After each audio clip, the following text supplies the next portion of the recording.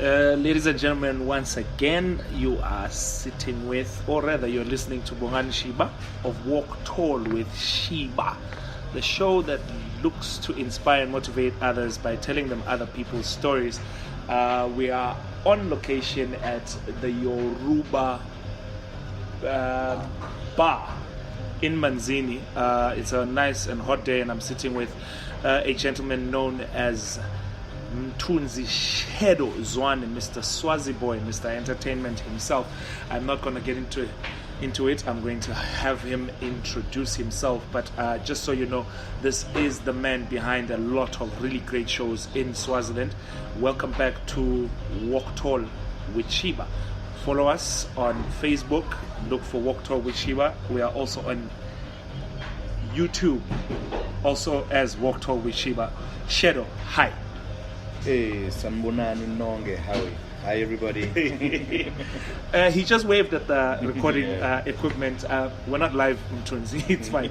So, can you please tell me about yourself? A little background, a little foreground, a little present ground, and maybe your future ground? Yeah. I am Mthunzi Zwane, born and raised eKwaluseni. Most people know it as Mpuleni, a notorious township. Yes, I'm gangster like that. Yeah. I went to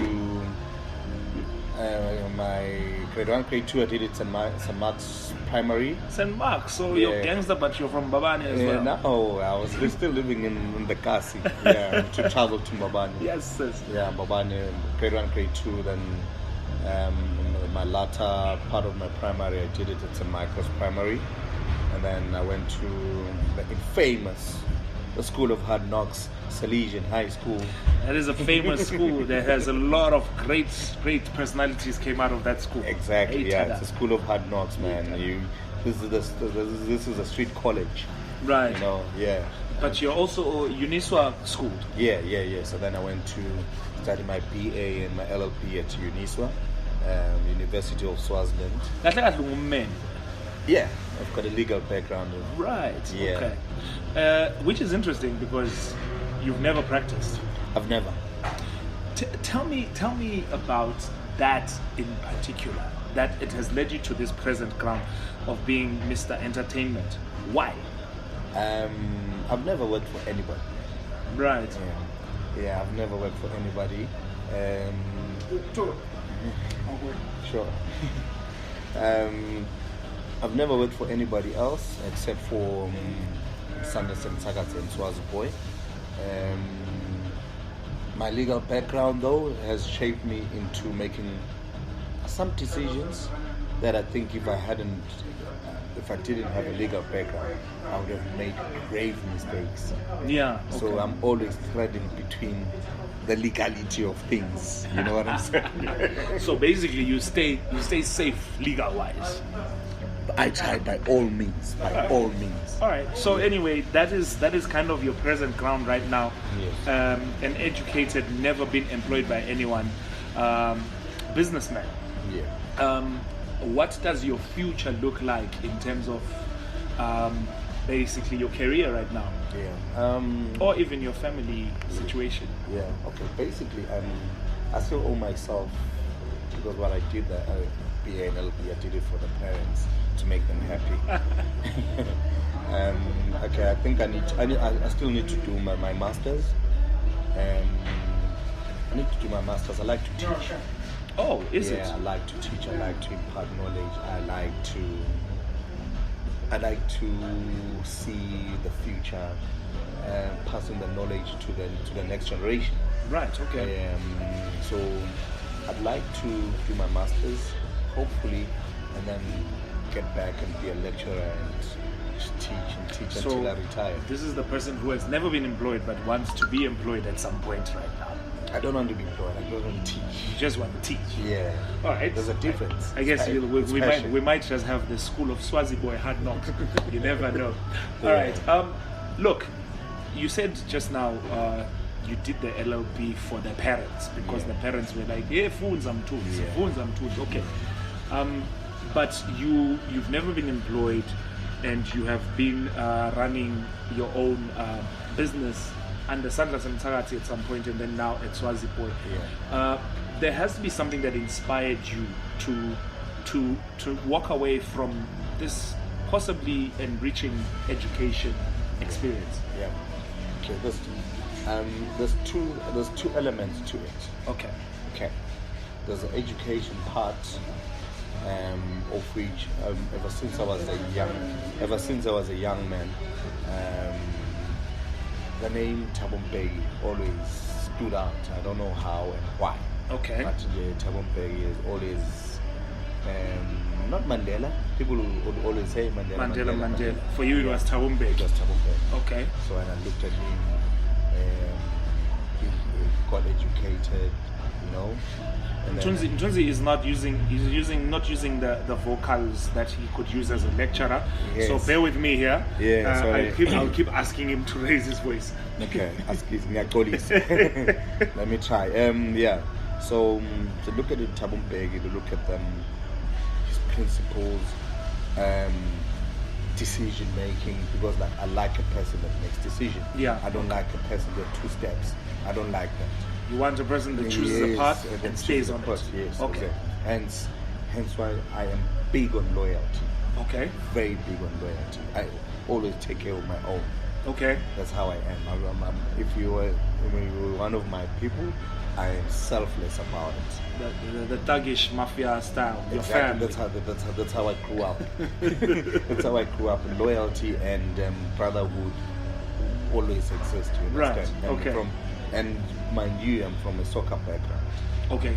Yeah, from a soccer background. We did soccer from every day of our lives. We played soccer. Okay. So we did juniors. We played from as juniors. We went to Manspace. We went to Delta Stars. We went even up to the Premier League of Swaziland. Okay. Swaziland with the boys. You know, the boys that we grew up with. You know. Okay. So for me, that's how I was raised. You understand? So you were inspired by how Thabo Mbeki Yes. was this very educated and principled and decision-making man. That was one of them. The second one? The second one is it has to do with what I do on a daily basis. Yeah. The entertainment side, the events and everything else. You know. That also inspires That you. inspires you. There's only one, and there's only two actually. There's the great Uncle Rush. Yes. Russell Simmons. Yes, of course. And then there's the mogul, the Bad Boy Entertainment CEO. That's right. Mr. Puff Daddy himself. Interesting. So you have this hip-hop thing going with you. Hip-hop, I'll tell you a story about me and hip-hop. Hey, wait, you'll tell me a story about it a little later. But I think we've got minutes here. Yeah. So I like the fact that you're saying, okay, so basically you used these icons, presidential and entertainment, and I think you fused that. Yeah. It makes sense. The Thabo Mbekis are the lawyers, the Russell Simmons are the entertainment guys, and you've merged Mthunzi out of that. Yes, and there's a guy that my mentor, we called him Komore. He was a coach from junior level. Okay, plus the soccer side. Yes, Okay. and surprisingly, he was an offer. Okay, he was an offer. Right now he's an assistant commissioner in the correctional services. Oh, nice. Okay. And so he has risen through everything. From the ranks, from the bottom of the barrel Nice. to where he is. You understand? And where at any point in time could you say this was these people or these sources of inspiration? Maybe one example of a time in your life where you're like, this is not it now, but you used those, you drew from those inspiration to be able to keep walking tall and be where you are right now. This happens, there's a lot of things that have happened. Companies have not given us work for years, and you never know the reasons why they never did. Yeah. We got arrested at some point in time, and you didn't understand why. And then all those things when you look at them and you're like damn man, why is this happening? you know, like, and then like when I look at life, and then like life is like a wheel, Yeah. like a tire. Yeah. It turns. There'll always be the ups and downs. There'll always Yes. be the ups Yes. and downs. Yes. You know? And I mean, I interact. I don't like interacting much, but if I interact with you, I always draw a positive from each and every individual. I like that. I like that. You draw a positive from each and every person you interact with. Yeah, every time, you know, and you'll be surprised. You'll be far away, and I've been looking at you. Oh, okay, this is what is Shiba doing. Oh, okay, that's nice, interesting. Okay, I need to steal that from Shiba. Ah, now the walk tall is going to be stolen. you know, you look at okay, Shiba, there's positives from here, you know, and there's a positives from there, and I work with young and old. Yes, I like young that. and Yeah. old, you know, and I afford the same with the same respect. All right. Say if there's a thing that you could change, just briefly, if you had the power to change one thing in the world, what would it be? I change. I'd like for us to maintain our culture, to stick to the culture. I'd take away all the European Yes. elements that are creeping in, being forced down our throats, Right. and kick them out, Right. and keep Africa for Africa.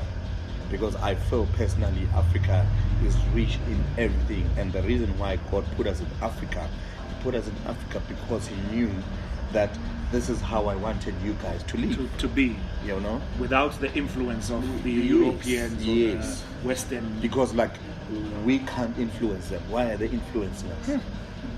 That's very interesting. We can't influence them. Why are they influencing us? It would be a great change, Shadow. Tell me one thing people mostly assume wrongly about you. Okay, there's quite a lot, eh? Well, tell me one. People will say I'm stuck up. Really?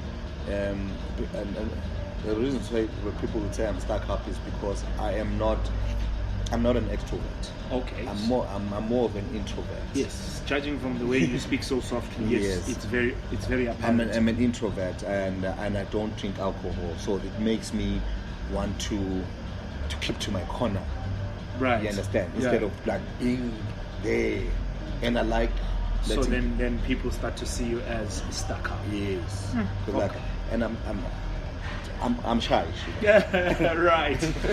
I'm yet to believe that. Okay, Shadow, with the last 2 minutes of the show, I would like for you to tell the listener out there, everyone that has watched you, everyone that is thinking of being you, or even just liking what you do, tell me something practical that we can share with the listener to say, hey, if things are not looking good, these are the things that I draw that I could do to walk tall through all my problems. Okay, Nelson Mandela spent 27 years in prison. Right. Anybody else would have given up. To say life Sekpeli, Yeah. but him and the other comrades never gave up.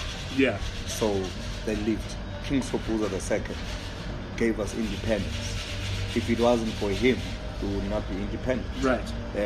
Which means he never gave up in trying to negotiate the British to relinquish the powers Yes. that they had over us. So what you're saying is to everyone, do not give up. Never ever. All right, I like that. Shadow, I'm going to ask you a couple of questions as we close the interview, and I wish we had more time, but hey, you already mentioned that hip hop is your kind of thing. All right, so Biggie, Tupac. Biggie, and day, all day. Biggie, all right, okay. I'm not going to ask you if Manzini or Mbabane, but I'm going to ask you this. You can ask me. Mercedes, BMW? BMW. BMW. Yeah. Manzini, Mbabane? Both actually. Oh, okay. Yeah. I would have liked to get into that. And lastly, there is no such thing as Failure. There is no such thing as failure. Ladies and gentlemen, this has been Bongani Shiba. I have been talking to my main man, Malume, the Danger Man, Mr. Deja Vu, Mr. Swazi Boy, Mthunzi Zwane. Thank you for listening and have a good one.